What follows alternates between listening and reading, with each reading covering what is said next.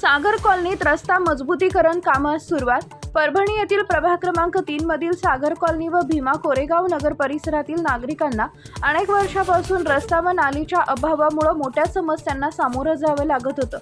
पावसाळ्यात गुडघाभर पाणी साचत असल्यानं नागरिकांचे हाल अधिकच वाढत होते।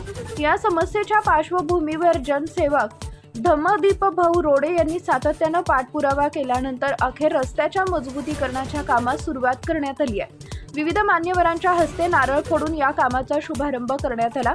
यावेळी मोठ्या संख्येने नागरिक उपस्थित होते।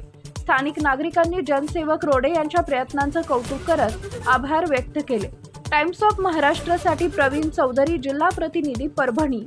वर्षापासून वार्ड क्रमांक 3 मध्ये बऱ्याचशा कॉलन्या अशा आहेत की अद्याप त्या ठिकाणी रस्ते किंवा नाल्याच्या मूलभूत सुविधा मिळालेल्या नाही आहेत आणि दरवर्षी या ठिकाणावर निवेदन जात आलेले आहेत। कमिशनर बदलत गेले, महापौर बदलत गेले, पण इथल्या लोकांची जी परिस्थिती जशाला तशीच राहिली।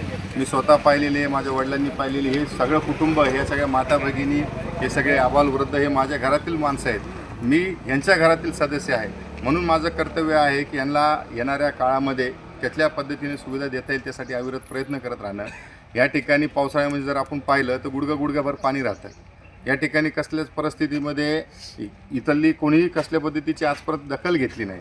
मागच्या वर्षी तर असं झालं की एक माता भगिनी गरोदर होती, त्यांना लेडीजला त्या डिलिव्हरीला जायचं होतं, रस्त्यातच डिलिव्हरी व्हावं लागली। लहान मुलं जेव्हा पावसाळ्यामध्ये शाळेला जातात तेव्हा त्यांच्या आईवडिलांना ते स्कूलच्या बागा त्या मुलांना डोक्यावर घेऊन बसून जावं लागतं।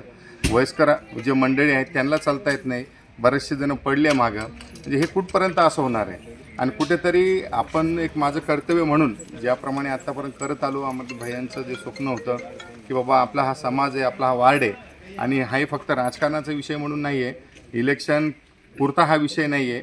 मी घरातील व्यक्ती आहे, मी घरातील सदस्य आहे आणि माझ्या वार्डातील लोकांच्या समस्या कमी करणं हे माझं प्रथम कर्तव्य आहे। ते मी ज्या पद्धतीने करत आलो त्या पद्धतीने पुढेही निश्चितच करत राहणार आणि ह्या गोष्टीचा मला आज कुठेतरी थोडाफार आनंद होतो आहे की येणाऱ्या पावसाळ्याच्या अगोदर हे काम पूर्ण होईल आणि येणारा पावसाळा तरी निदान आमच्या आता ह्या लोकांना ती परेशानी होणार नाही।